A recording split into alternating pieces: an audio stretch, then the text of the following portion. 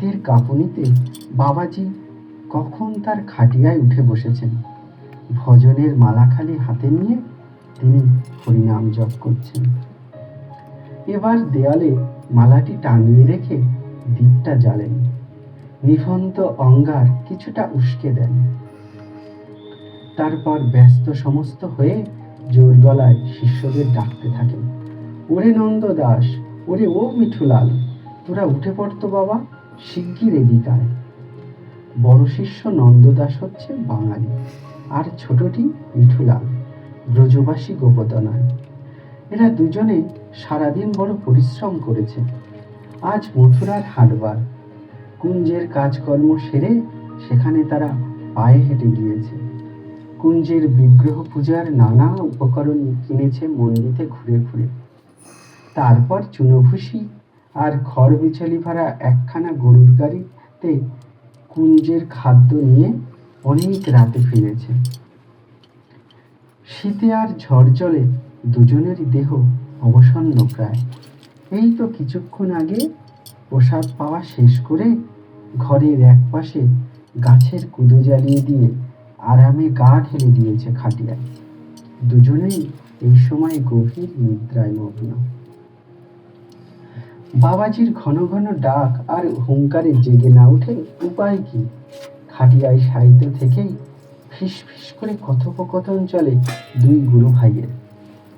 এবার একটা ছলছুটো করে বাবাজি শয্যা থেকে তাদের ওঠাবে, তারপর বসিয়ে দেবেন ভজন ও জপে। দামোদর দাস বাবাজি আবার ডাকেন বিরক্তির সুরে, ওরে তোরা ওঠ, শুনছিস না একটা গরু হাম্বা হাম্বা করে ডাকছে? নিশ্চয়ই কেউ খড় বিচালি চুরি করছে। মিঠুলাল ব্রজবাসী কিশোর, বাবাজি বড় স্নেহ করেন তাকে, আর সেও দুষ্টুমি করে বেশ কিছুটা সুযোগ নেয়, আবদারও করে, আবার প্রয়োজন হলে বৃদ্ধ বাবাজিকে দু কথা শুনিয়েও দেয়। মিঠুলাল উত্তরে হিন্দি বাংলায় মিশিয়ে বলে, বাবা, এই ঝড় বাদলায় আর শীতে কোনো চোরই চুরি করতে আর বেরোচ্ছে না। ঘরে ঘরে বসে আগুন পোহাচ্ছে বা ঘুমাচ্ছে। আপনার চিল্লানোর ঠেলায় আমরা তো উঠে বসেইছি। ঠাকুর নটবজ্জিরও নিশ্চয়ই টুটে গেছে। তুই চুপ কর তো বাঁদর ছোড়া, কাজের বেলায় অষ্টরম্ভা, কুঞ্জে বসে শুধু দই চিড়ে খাবার জম। বেশ তো, চোর যদি নাই বাইসে থাকে তাহলে গরুর দড়ি জড়িয়ে ফাঁসও তো লাগতে পারে। শুনছিস তো কিরকম হাম্বা হাম্বা করছে। ও নন্দদাস, মিঠুলালকে নিয়ে একটু দেখে আয় না বাবা, গোমাতার জন্য একটু ভিজলেই বা। ছাতা আর লণ্ঠন নিয়ে দুই শিষ্য এবার ঢুকে পড়ে গোয়াল ঘরে। গরুগুলোর কাছে গিয়ে দাঁড়াতেই দুজনে বিস্ময়ে হতবাক। সামনে লম্বা হয়ে ভূমিতলে পড়ে আছে একটি মনুষ্য দেহ, একটা পশমি চাদরে সর্বাঙ্গ মুড়ি দেওয়া। এ কি মৃত না জীবিত? মুখের দিককার চাদর একটু সরাতেই নন্দদাস দেখে এক নারী মূর্তি। গৌরবর্ণা, অপূর্ব সুন্দর তার মুখশ্রী, আয়ত নয়ন দুটি নিমীলিত, মনে হচ্ছে বাহ্য জ্ঞান নেই। তাড়াতাড়ি নাকের কাছে আঙুল নিয়ে দেখে, হ্যাঁ, নিঃশ্বাস এখনো বইছে। তাহলে মরেনি মেয়েটি, হয়তো অচেতন হয়ে পড়েছে তীব্র শীতে আর ঝড় জলে ভিজে। এদিকে গোয়াল থেকে বেরিয়ে এক দৌড়ে মিঠুলাল ঢুকে পড়ে বাবাজি মহারাজের ঘরে। ব্যগ্রস্বরে বলে ওঠে, চোর নেহি বাবা, এক বহুত সুন্দরী মাই, মালুম পড়তা রাধারানী জি হোগা। মালাটি হাতে নিয়ে নিশ্চিন্ত হয়ে জপে বসেছিলেন দামোদরজি। মিঠুলালের কথা শুনে কৃত্রিম কোপের সুরে বলেন, চুপ কর বুদ্ধ গোতাকার, রাধারানীজির আর খেয়ে দিয়ে কাজ নেই, ঢুকবেন তোদের গোয়াল ঘরে না? তাছাড়া তুই চিনিস নাকি রাধারানীজিকে? দেখেছিস কখনো? নেহি, রাধারানীজি না হবে তো এ মাই কমসে কম ললিতা বিশাখাজি তো হবেই হবে, চটপট উত্তর দেয় মিঠুলাল। কিশোর শিষ্যের এ সরল ও চপল উক্তি শুনে হেসে ফেলেন বৃদ্ধ দামোদর দাসজি। মন্তব্য করেন, যেন ললিতা বিশাখাজিকেও তুই কত জানিস। হ্যাঁ, শোন এবার, কাজের কাজ কর। নন্দদাস আর তুই দুজনে মিলে ধরাধরি করে মেয়েটাকে এ ঘরে নিয়ে শুয়ে দে। আর তোদের ওখান থেকে একটা জ্বলন্ত কাঠের গুঁড়ি এনে পাশে রেখে দে। বড় কষ্ট পেয়েছে মেয়েটি, শীতে আর বাদলায় যে মরে যায়নি, এটাই ভাগ্যি। শিষ্যরা বাবাজির নির্দেশ মতো কাজ সম্পন্ন করে। ঘন্টা 2 পরে আগুনের তাপে কিছুটা সুস্থ হয়ে চোখ মেলে তাকায় মেয়েটি। ক্ষীণ কণ্ঠে কি যেন বলতে চায়। ওর মুখে একটু গরম দুধ ঢেলে দে তোরা, মূর্ছা ভেঙেছে, এবার ঘুমিয়ে পড়বে। কথা কয়টি নৈমিত্তিকভাবে বলে আবার হাতের মালা খোরাতে থাকেন দামোদর দাস বাবাজি। পরের দিন সকালবেলায় যমুনায় স্নান সমাপন করে নটবরজি ও কিশোরীজির পূজা এবং বাল্য ভোগদান সেরে বাবাজি বারান্দায় এসে বসেছেন। শিষ্যদের ডেকে বললেন, ওটাকে এবার নিয়ে আয়, প্রসাদী ফলমূল কিছু খাইয়ে এবার আপদকে বিদায় করে দে। ওটা মানে নবাগত অতিথি। নন্দদাস চমকে ওঠে, বিষণ্ণ কণ্ঠে আবেদন জানায়, বাবা, এটা কি ঠিক হবে? মনে হচ্ছে কয়দিন ওর কোনো খাওয়া দাওয়া হয়নি, অবসন্নতায় যেন ভেঙে পড়েছে। হ্যাঁ, অমন চাঁদপানা মুখটি দেখে তোর বুঝি মাথা ঘুরে গেছে? কিন্তু ওটাকে এখানে রাখবি কোথায়, খাওয়াবি কি, তা কি ভেবে দেখেছিস? সে পরের কথা বাবা, কিন্তু এখনই ওই অবস্থায় ওকে। তুই থাম তো। ঝড়ে পড়া একটা কাক হঠাৎ ঘরে এসে ঢুকে পড়েছে, তা নিয়ে বেশি মাতামাতি করার দরকার নেই। পরক্ষণেই নন্দদাসের হুঁশ হয়। দীর্ঘদিনের অভিজ্ঞতার ফলে বাবাজি মহারাজের মাহাত্ম্য ও তার অলৌকিক শক্তি ও প্রেম সে কিছুটা উপলব্ধি করেছে বৈকি। যত কঠোর বাক্যই তিনি বলুন, তার অন্তরের অন্তঃস্থলে বিরাজ করছে স্বর্গীয় স্নেহ ও প্রেমের অতল সায়র।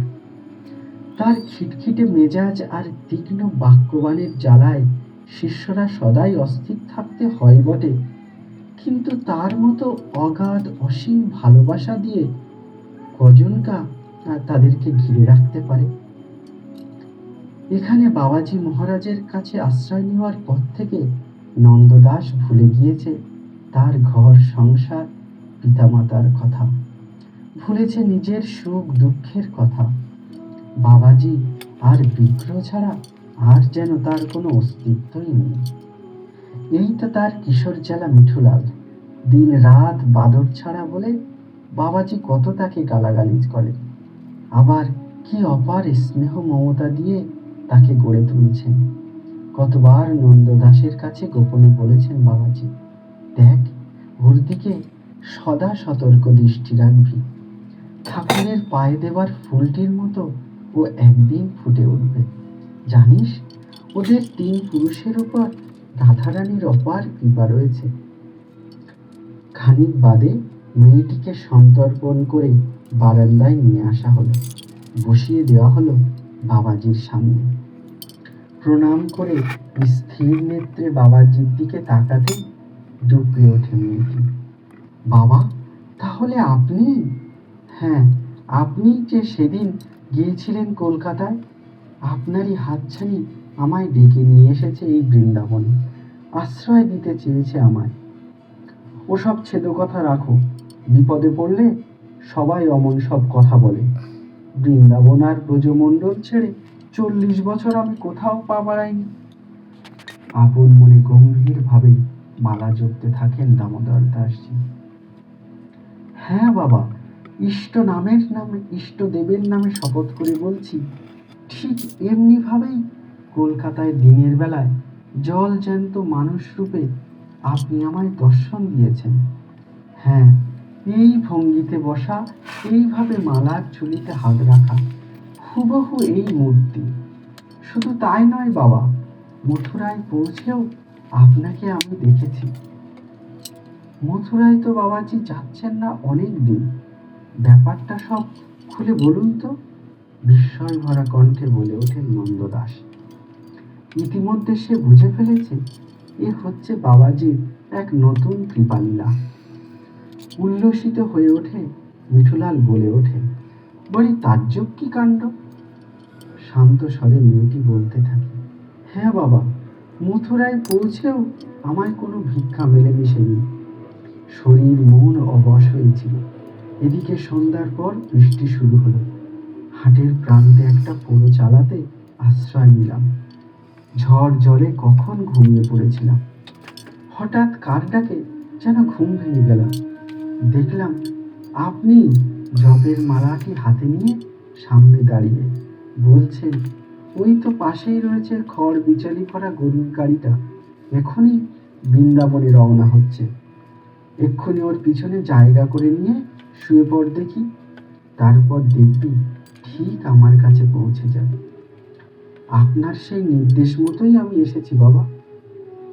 এলেই হলো, ক্রুদ্ধস্বরে খেকিয়ে ওঠে বাবাজি। এখানে নতুন লোকের থাকবার জায়গা কোথায়?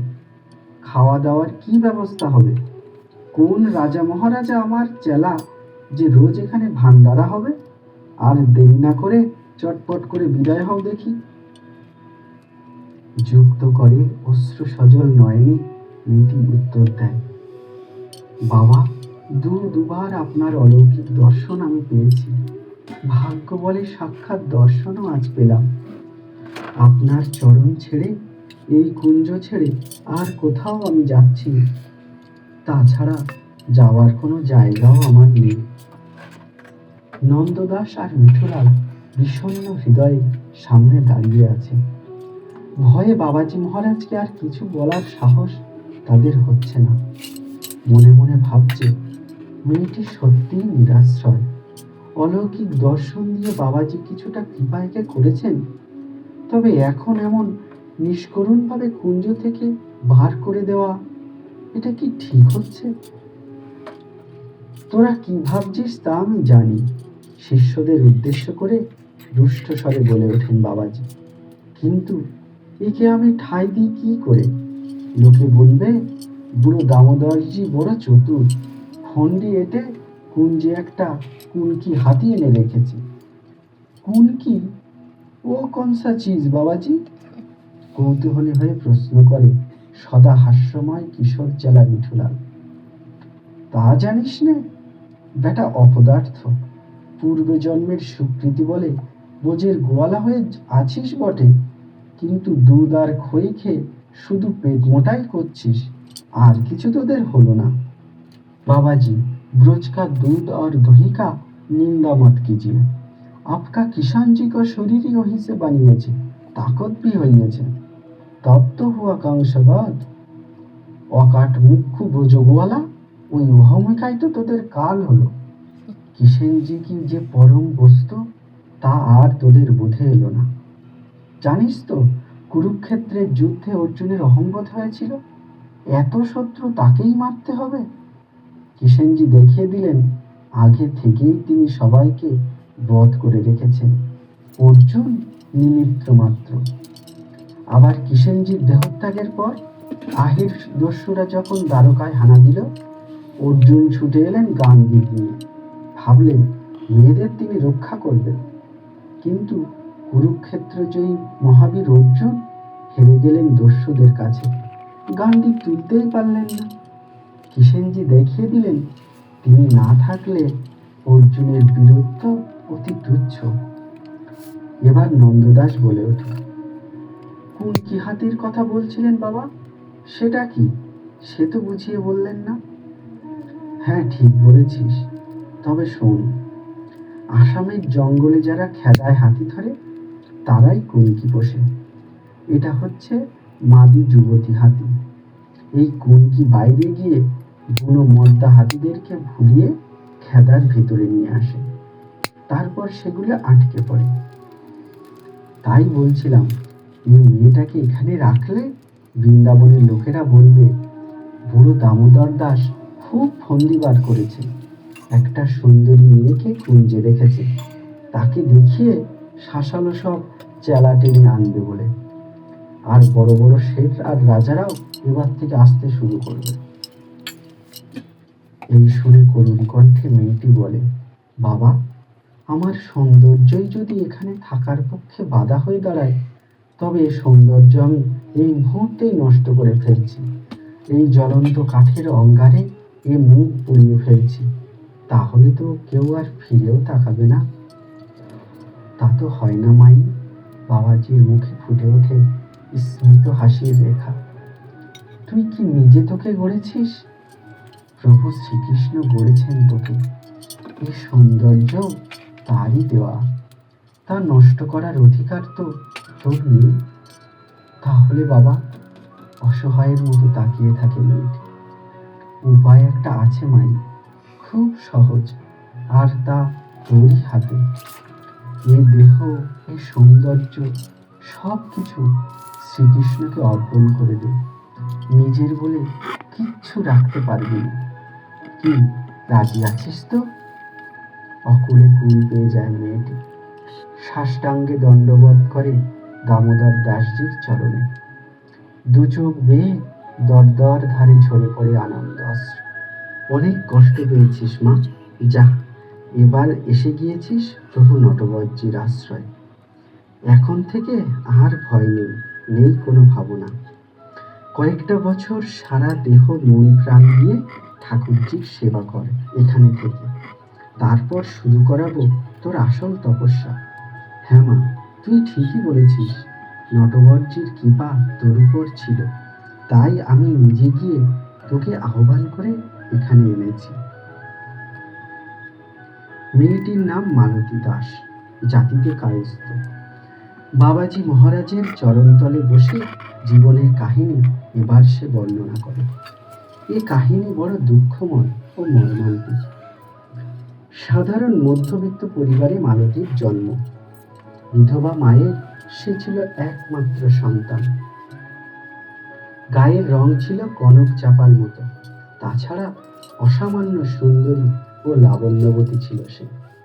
কিশোর বয়সে বিয়ে হলো কলকাতার এক খ্যাতনামা বিত্তবান পরিবারে। শ্বশুর বিদেশি সওদাগরি হাউসের বেনিয়ানি। দুই পুরুষের বিরাট ব্যবসা, বিপুল ধনৈশ্বর্য, রাজার মতো অট্টালিকা, প্রচুর সংখ্যক দাস দাসী, কোনো কিছুর অভাব ছিল না তার। মালতীর স্বামী ছিল পিতার একমাত্র পুত্র, রূপে গুণে অনন্য। কয়েক বৎসরের মধ্যে একটি পুত্র সন্তানও জন্মগ্রহণ করল। সংসারে হাসি, আনন্দ, খ্যাতি, ঐশ্বর্য যেন তখন উপচে পড়ছে।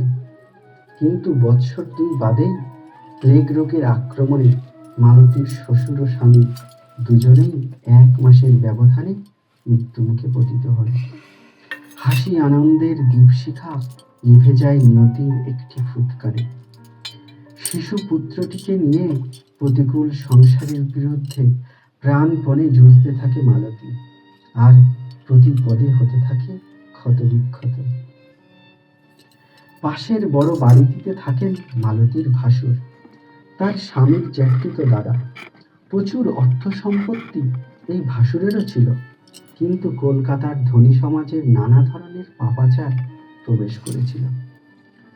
তাই বিলাস ব্যসনে তিনি গা ঢেলে দিয়েছিলেন। সুরা আর বাইজিদের পেছনে অর্থ ঢালতেন অকাতরে।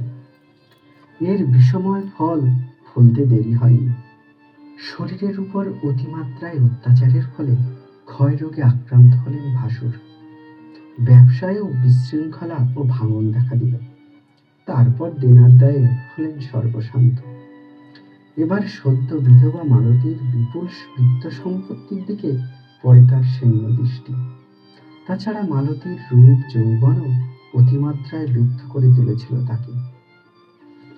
ভাসুর ভেবে দেখলেন, তার লক্ষ্যে পৌঁছানোর পথে বড় বাধা মালতীর ওই ফুটফুটে ছোট্ট শিশুটি। কোনো মতে এটিকে অপসারণ করতে পারলে তিনি নিজেই হবেন তার বিরাট সম্পত্তির উত্তরাধিকারী।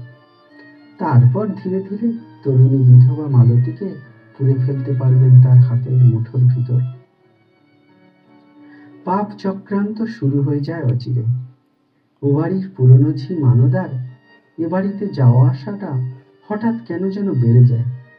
শুধু তাই নয়, মালতীর ছোট্ট শিশুটির উপর তার আদর আর দরদ যেন উপচে পড়ে।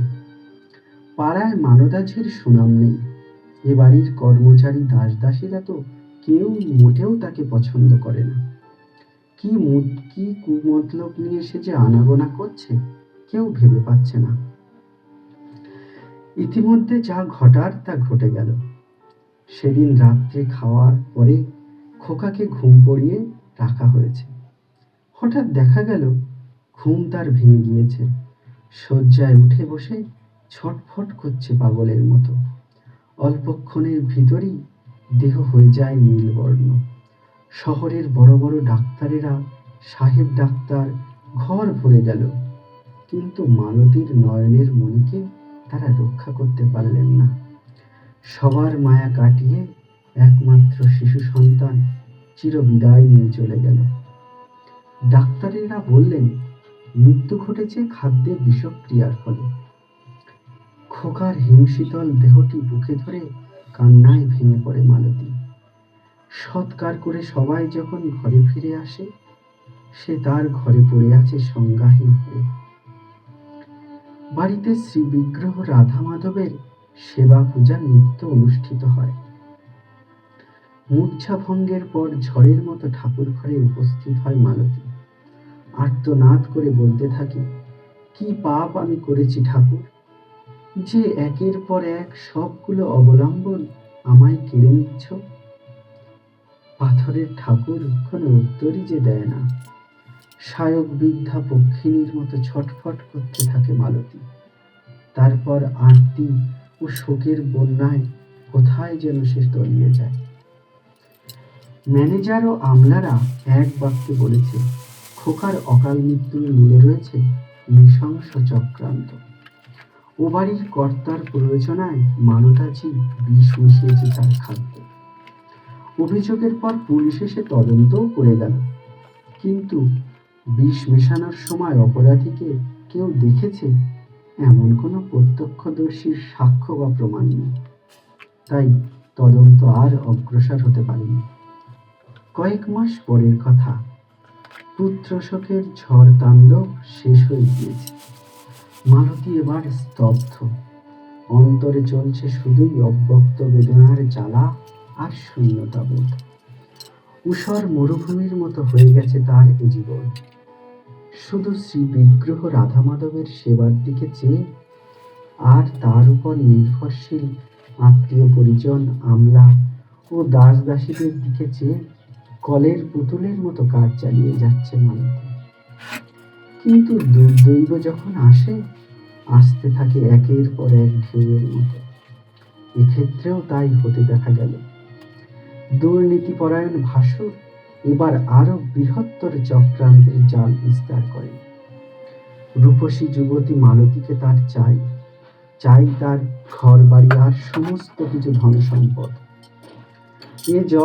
এ জাল ছাড়াতে কোনো দিক দিয়ে তিনি ত্রুটি রাখেন না। নিকটতম কয়েকজন আত্মীয় পরিজন ও আমলাকেও উৎকোচ দিয়ে বশ করে ফেলেন অচিরে। বারবার তার প্রলোভন আর প্রস্তাব আসতে থাকে মালতীর কাছে। নিজের যৌবন, সৌন্দর্য, বিত্ত বিষয় কেন এভাবে নিষ্ফল হতে দিচ্ছ, ব্যর্থ হতে দিচ্ছ কেন? সব সঁপে দাও আমার কাছে। সুন্দর জীবনকে আবার ফিরে পাবে, উপভোগ করবে আশ মিটিয়ে। রোষে, ঘৃণায়, আশঙ্কায় অস্থির হয়ে ওঠে মালতী। আত্মরক্ষার মতো মনের বল তার আছে, সংঘর্ষে লিপ্ত হতে সেও পারে, কিন্তু কতদিন যুঝতে পারবে সে? আমলাদের বিশ্বস্ততায় ইতিমধ্যেই ফাটল ধরেছে। বিশ্বাসঘাতকদের ছুরি নিয়ে কে যে কোথায় কখন আঘাত হানবে তার কোনো ঠিক নেই।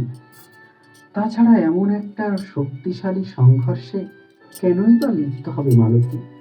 তাতে জিতলেই বা তার লাভ কি? আর কার জন্যই বা জিতবে? কাকে নিয়ে ভোগ করবে তার এই বিপুল ঐশ্বর্য, তার এই জীবন? সেদিন পুজোর ঘরে গিয়ে রাধা মাধবের চরণতলে বসে কেঁদে ভাসিয়েছে।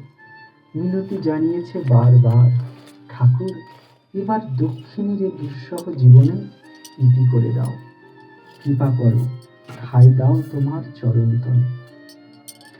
কাঁদতে কাঁদতে দেহ মন হয়েছে অবসন্ন। কখন যেন সে এলিয়ে পড়েছে একটি কক্ষতলে, গভীর ঘুমে হয়েছে অভিভূত। এই সময়ে এক স্বপ্ন দর্শন করে মালতী। জ্যোতির্ময় মূর্তিতে কক্ষ উজ্জ্বল করে রাধা মাধব এসে দাঁড়িয়েছেন তার সম্মুখে। স্নেহপূর্ণ স্বরে বলছেন, এরকম শুধু কেঁদে কেঁদে মরছিস কেন? আর এখানে রয়েছিস বা কেন? আমার ধামে বৃন্দাবনে চলে আয়, সেখানে তোর জন্য স্থান করে রেখেছি। এবার সব ভাবনা আমায় দিয়ে দে, দেখবি কোনো কিছুই তোর হারায়নি, সবই রয়েছে আমার কাছে সঞ্চিত। আমায় যে পায় সে সব পায়। ঘুম ভেঙে যায়, উচ্চকিত হয়ে ওঠে মালতী। কিন্তু কই ঠাকুরের সেই জ্যোতির কোনো প্রকাশ? পাথরের ঠাকুর ভিতর কোনো ভাব বৈলক্ষণই তো নেই। নিষ্পলক নেত্রে নীরবে নিস্পন্দভাবে পূর্ববৎ তাকিয়ে রয়েছেন। নানা চিন্তার অভিঘাতে চঞ্চল হয়ে ওঠে মালতী। স্বপ্ন কি সব সময় সত্যি হয়? না, এ তার নিজের মানসিকতা, নিজের চিন্তা তরঙ্গেরই প্রতিফলন। কে করে দেবে তার এই সমস্যার সমাধান? কে দেবে তার সত্যকার পথ সন্ধান? ইতিমধ্যে কয়েকদিন অতিবাহিত হয়ে গেছে। সেদিন গভীর রাত্রে তার পালঙ্কে ঘুমিয়ে আছে মালতী। হঠাৎ জানালার উপর থেকে একটা ঢিল এসে পড়ে তার গায়ের উপর। তৎক্ষণাৎ ঘুম ভেঙে যায়। ধর্মর করে উঠে শয্যায় বসে মালতী। বিজলি বাতি জ্বালিয়ে দেখে পাশে পড়ে রয়েছে একটা বড় মাটির ঠেলা। মুহূর্তে একবার ভেবে নিল মালতী, পাশের ঘর থেকে দাসীদের ডেকে তুলবে কিনা। চারিদিকে তাকিয়ে দেখে দরজা জানালা সব ঠিক আগের মতোই আছে, ভয়ের কিছু নেই। ঢিলটা এসেছে জানালার গরাদ গলিয়ে। জানালার কাছে গিয়ে দাঁড়াতে বিস্ময়ে অভিভূত হয়ে যায় মালতী।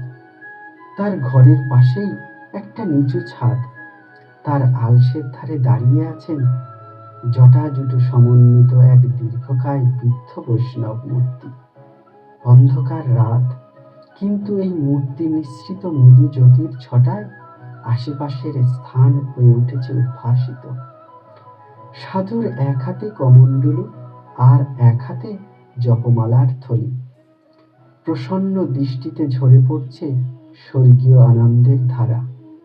মালতীর দিকে তাকিয়ে বলেন, মাই, স্বপ্নে সেদিন যা দেখেছিস, যা শুনেছিস, সবই ঠিক। ঠাকুরের কৃপা রয়েছে তোর উপর। তবে আর এত ভাবনা কেন? মনের দ্বিধাদ্বন্দ্ব ছেড়ে সব গুটিয়ে ফেল, চলে আয় বৃন্দাবনের লীলাধাম। আর বৃথা সময় ক্ষেপণ করিস নে। মালতীর সারা দেহ রোমাঞ্চিত, অন্তরে অজানা অনাস্বাদিত পূর্ব আনন্দিত ঢেউ। অবাক হয়ে এই দিব্য মূর্তির দিকে নির্নিমেষে সে তাকিয়ে আছে। সাধুমূর্তি আবার হেসে বললেন, মাই, তোর ঘুমন্ত শরীরে যা স্পর্শ করেছে তা নগণ্য মাটির ঢেলা নয়, পবিত্র ব্রজরাজের পিণ্ড। এর স্পর্শ মনে আর প্রভু শ্রী নটবরজির কৃপায় তোর দেহশুদ্ধি হয়ে গেল। এখন থেকে ঠাকুরকে চিন্তন কর, এই পবিত্র রজে তিলক করবি। মহাভাগ্যবতী তুই, ঠাকুর নিজে তোর জন্য স্থান করে রেখেছেন। এখানে বসে দুর্ভাগিনীর জীবন আর যাপন করিসনি, বেরিয়ে পড় শিগগির। এই অলৌকিক দর্শনের পর আর অযথা কালক্ষেপণ করেননি মালতী। পরদিন ভোরেই বাড়ির পুরনো অ্যাটর্নি মিস্টার চৌধুরীকে ডেকে পাঠান। তার পরামর্শ মতো দলিল ট্রাস্ট সম্পাদন করে সকল কিছু লিখে দেয় ঠাকুর শ্রী রাধা মাধবের নামে। এ বাড়ির নববধূ হয়ে ঢুকবার সময় লক্ষাধিক টাকার সোনা ও হিরে মুক্তার অলংকার সে পেয়েছিল, তাও দিয়ে দেয় জহুরি পাড়ায় বিক্রি করতে। এবার বাধা দিয়ে ওঠেন অ্যাটর্নি চৌধুরী সাহেব। মা, কোনো সম্পত্তিই তো রাখলেন না, অন্তত এই স্ত্রীধনটুকু আপনার কাছে থাক, নিজের অসুখ বিসুখ বা আর অন্য কোনো সংকটেও তো কাজে লাগতে পারে। যার আশ্রয়ে আমি যাচ্ছি তার মতো ঐশ্বর্য যে কারোরই নেই, হেসে বলে মালতী। কোনো ধনী মঠের মহন্ত বুঝি তিনি নারায়ণ। লক্ষ্মী ঠাকুরুন যে তার বামেই বসে থাকেন রত্ন সিংহাসনে। সেখানে কোন লজ্জায় নিজের এই ছেদ অলংকার নিয়ে যাব বলুন তো? না, এসবে আর আমার কোনো দরকার নেই। বিক্রির টাকাটা দেবত্র তহবিলে জমা করে দিই, দ্ব্যর্থহীন ভাষায় নির্দেশ দেয় মালতী। 7 দিনের ভিতর বিলি ব্যবস্থা সব সমাপ্ত হয়ে যায়। তারপর শ্রী রাধা মাধবজি ঠাকুরকে প্রণাম নিবেদন করে চিরতরে কলকাতা থেকে সে বিদায় নেয়। লক্ষ্যস্থল বৃন্দাবন ধাম। পশ্চিমে তখন প্রচন্ড শীত চলছে, তাই সে সবার অনুরোধে পরিহিত থান কাপড়ের উপর একখানা পশমি চাদর জড়িয়ে নেয়।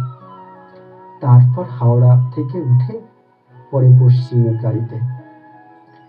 রেলে করে সে মথুরায় এসে যখন পৌঁছায় তখন একটি কপর্দক নেই তার কাছে।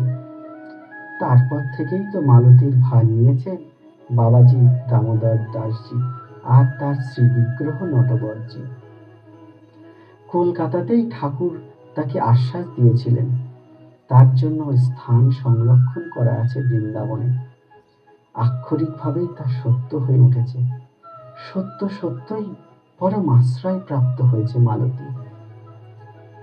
সবিস্তারে নিজের কাহিনী বর্ণনা করার পর মালতী বাবাজি দামোদর দাসের দিকে তাকিয়ে করুণ নয়নে প্রশ্ন করেন, বাবা, এবার আমি কি করব?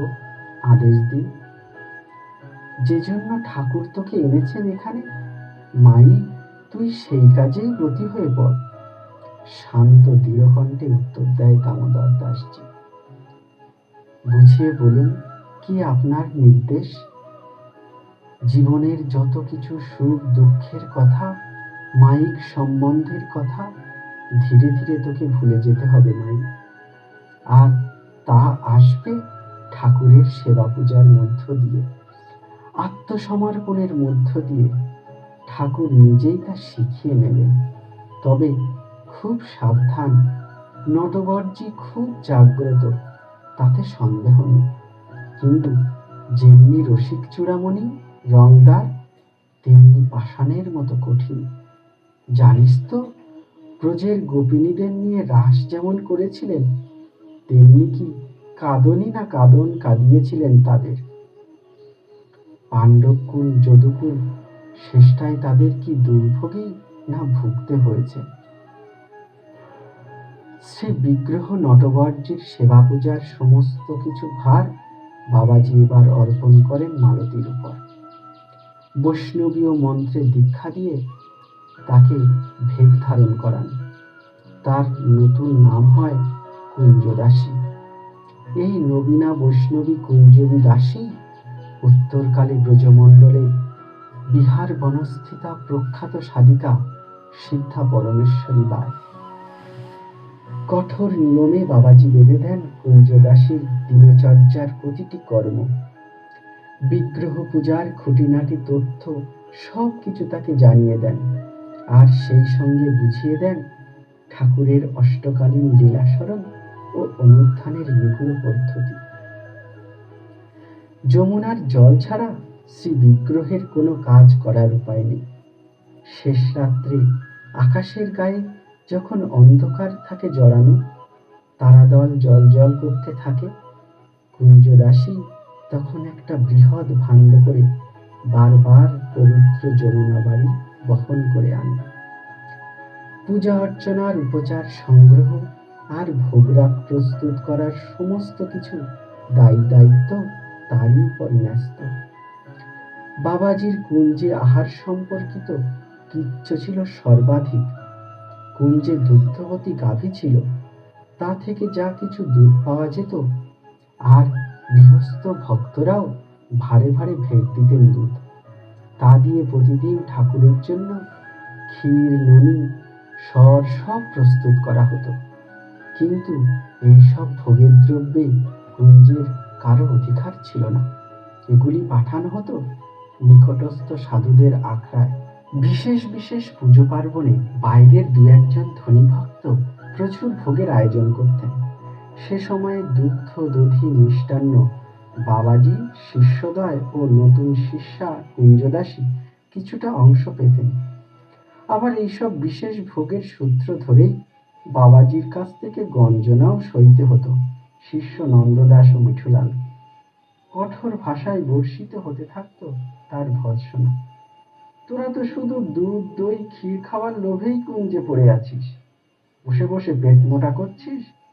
এবার তোদের এখান থেকে বিদায় করেই তবে আমি ছাড়বো স্বস্তির নিঃশ্বাস। বাবাজি মহারাজের কথা শুনে শিষ্যরা হেসে ফেলে। বলে, বাবা, আপনার সম্পত্তির মধ্যে তো দেখছি 4টে মাত্র গরু, তার মধ্যে আবার 2টোই বুড়ো। ওগুলোর খড় বিচালির যোগান দিতে গিয়েই আমাদের প্রাণান্ত।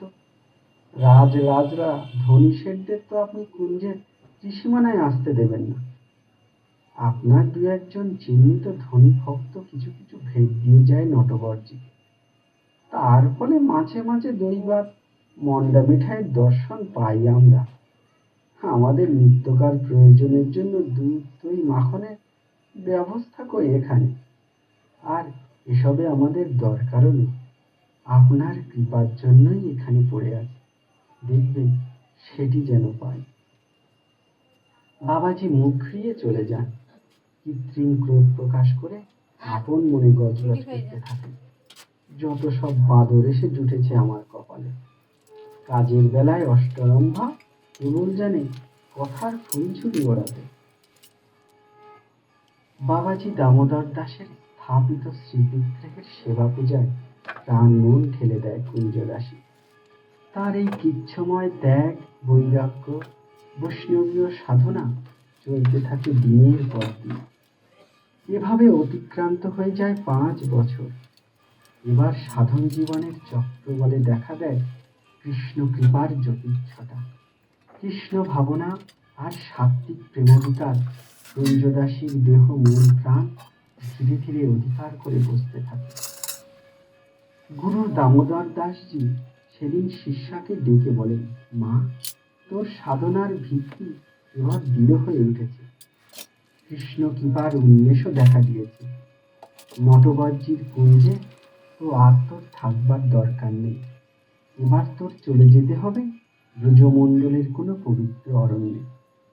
যাবার আগে অবশ্য আমি তোকে সবকিছু বুঝিয়ে সবকিছু ঠিক করে দিয়ে যাব। আর একটা নতুন স্তরের সাধন জীবন তোর শুরু হবে মা। বাবাজি একাধারে কুঞ্জদাসীর আশ্রয়দাতা, পিতা, স্নেহময় গুরু। তাকে এবার ছেড়ে যেতে হবে শুনে তার শিরে যেন অতর্কিতে নেমে আসে বজ্রাঘাত। আসন্ন বিচ্ছেদের আশঙ্কায় চোখ দুটি অশ্রু সজল হয়ে ওঠে। যুক্ত করে নিবেদন করে, বাবা, আকুল পাথারে যখন ভেসে যাচ্ছিলাম, কৃপা করে তুমি তখন আমায় বাঁচিয়েছ, আশ্রয় দিয়েছ। এবার সেই কাঙালিনীকে আর কেন দূরে ছুঁড়ে ফেলে দিচ্ছ, বনবাসে যেতে বলছো? তোমার পায়ে মিনতি জানাই বাবা, প্রভু নটবরজি আর কিশোরীজির সেবা পুজোয় আমায় রত থাকতে দাও। তোমার চরণ নিত্যদিন দর্শনের সৌভাগ্য দাও। তা হয় না মাই। নিজের অপরিবর্তনীয় সিদ্ধান্তের কথাটি জানিয়ে দেয় দামোদর দাসজি। কৃষ্ণ ভাবনায় তুই যে একেবারে ডুবে গিয়েছিস। শুভ সংস্কার ছিল, তাই তো এমনভাবে ডুবতে পেরেছিস।